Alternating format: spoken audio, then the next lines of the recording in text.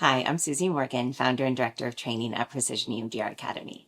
And today, what I want to talk about is complex trauma. What is it, and how do we understand the key aspects of complex trauma, what it entails, what's most important about it, so that we can treat clients with EMDR therapy in a way that really takes into account all of the complexities, as well as all of the adaptive information that a client might have in really strategic ways.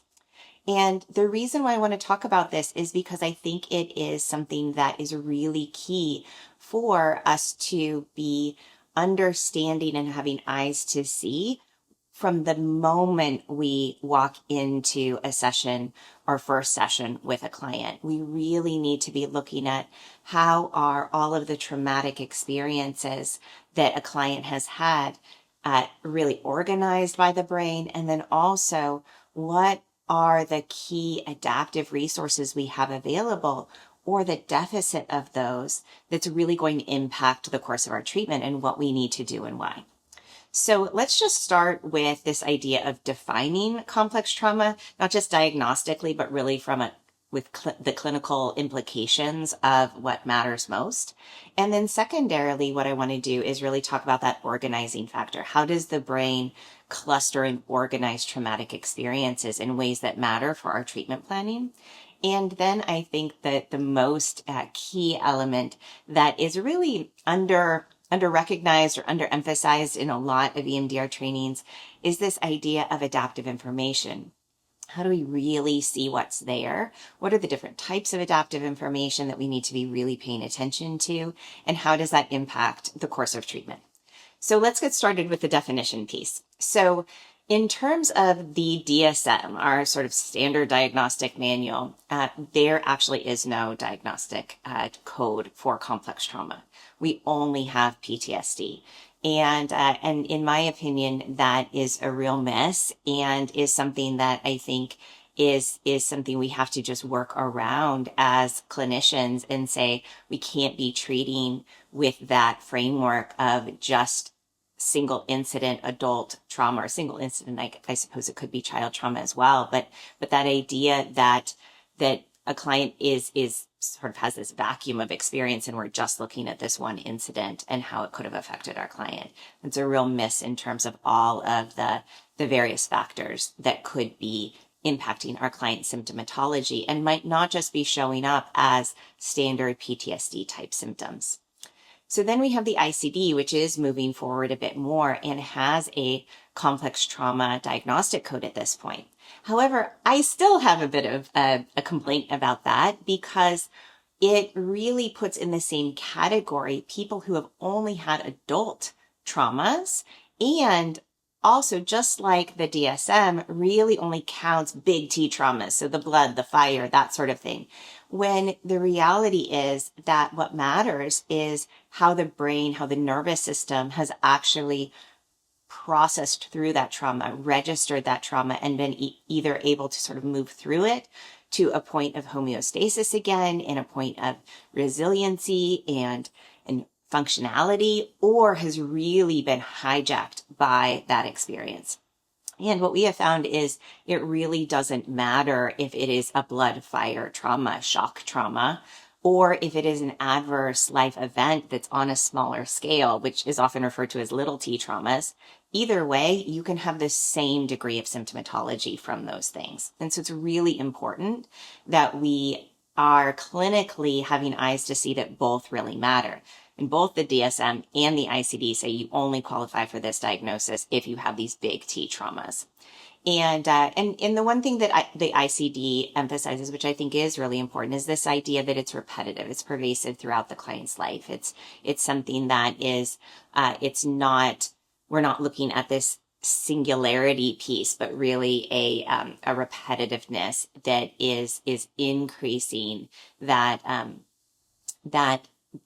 stress on the nervous system in a way that really makes a profound difference comparatively to just a single incident.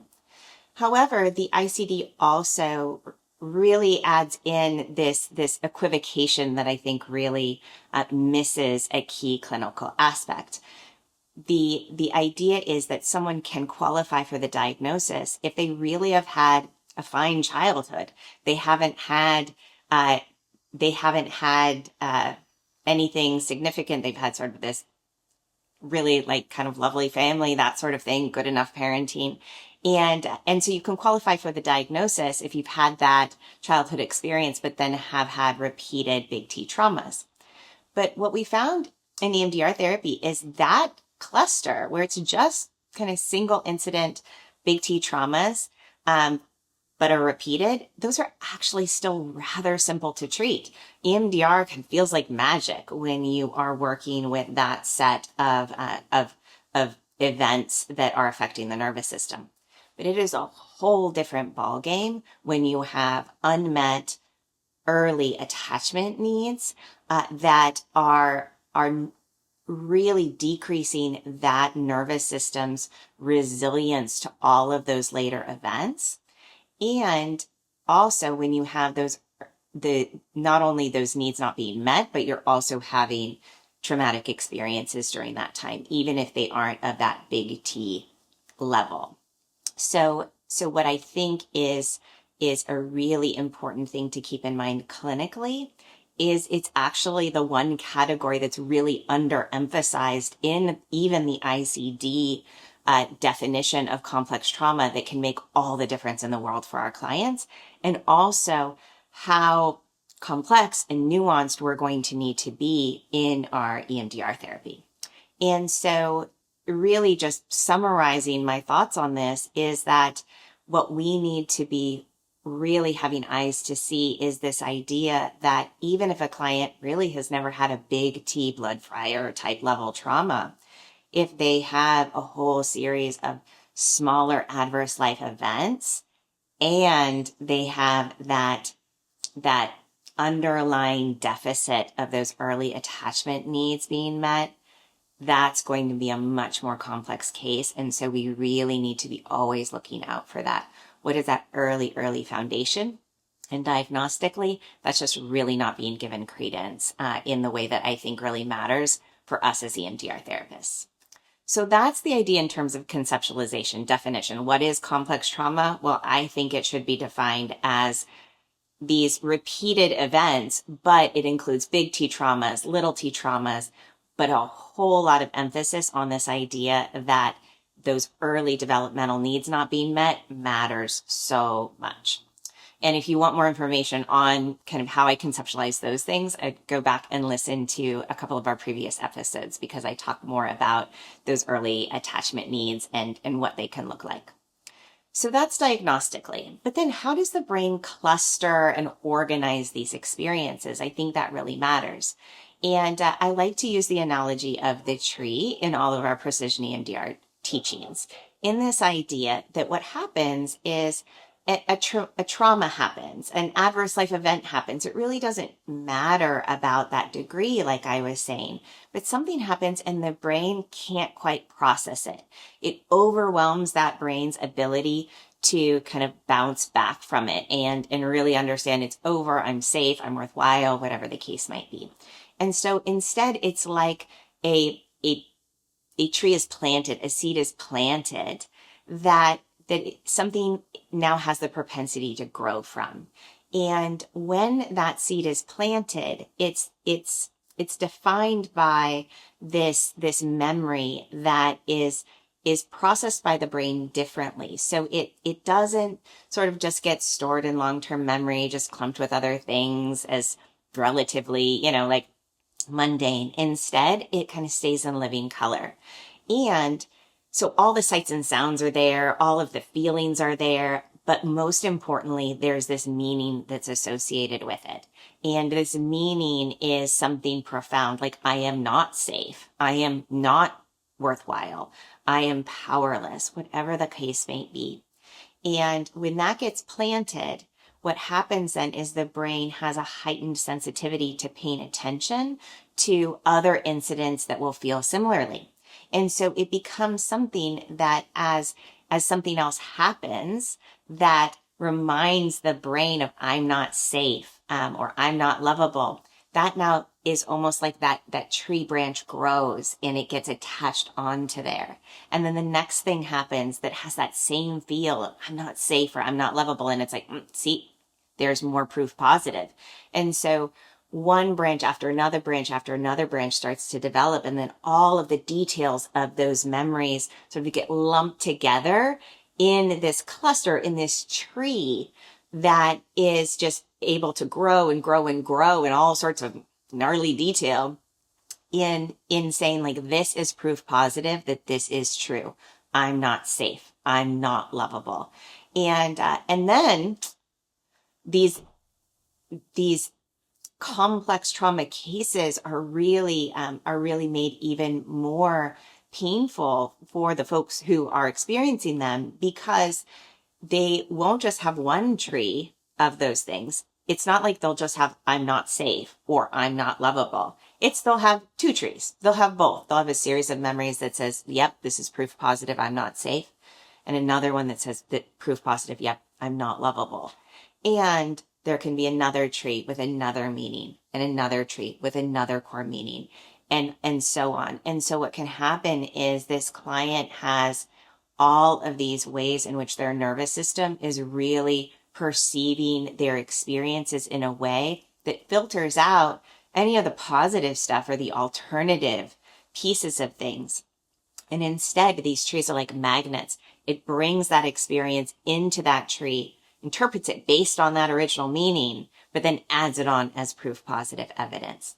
And so when we are beginning with a complex trauma case as EMDR therapists, we need to be looking for, what are these trees? What are these clusters of memories that our clients have going on? And what are those core meanings that are defining each one of those trees, or each one of those trauma memory networks, which is what they are. And that is going to allow us to say, okay, this is kind of the lay of the land that I need to be aware of. And then we can start to connect dots between how a client's symptoms are helping them manage each of these trees. And our trainings go into a lot more detail of that, of really connecting out those pieces of like, how do we see how the symptoms are directly connected to managing I'm unlovable, or I'm not safe, or I'm powerless, or whatever the case might be. So this video just doesn't have time to go into all of that, but we really want to get that mapped out, so we have that whole conceptualization of how a client's suffering and those behaviors and those symptoms that they just can't seem to shift are actually deeply, deeply rooted in these trauma memory networks, in these trees. And they're really originally planted by a specific event and then supported by others. And so how do we strategically process those trauma memory networks? And then I think even more importantly, like I said, beyond mapping that trauma, is looking at this other tree that is incredibly, incredibly important. And so I think of this as the adaptive information tree. So these are like dark magnetic trees. And this I think of as is a light tree. It is how the brain has really taken all of life experiences and created that sense of, the storage you have to draw on that says, I know about this. I learned about this, or I have supportive people in this world. Or I've had people really believe in me before. Or I've had just times where I could rest. I'm real tired right now, but I know rest will come. I have connection to community. I have connection to like a deep cultural history of strength and resilience. I have a religious experience of being connected to that community, but also memories of spiritual connection and meaningfulness that I can draw on. So it's all these different sorts of memories that are from just life in general, learning, capabilities, all of that, deep, meaningful relationships. And so we need to know the lay of the land of that tree. But first we need to know about how that tree was planted and how that is affecting our client. So what we are looking at is, just like there's a seed that plants those dark trees, there's a time in which this light tree is planted. And I think of that planting and what develops into the trunk of that tree as those early attachment relationships, those early developmental needs being met of nurture, of attunement, of protection, of play, shared positive affect with your caregiver, with that guidance, all of those pieces of things, those predictability.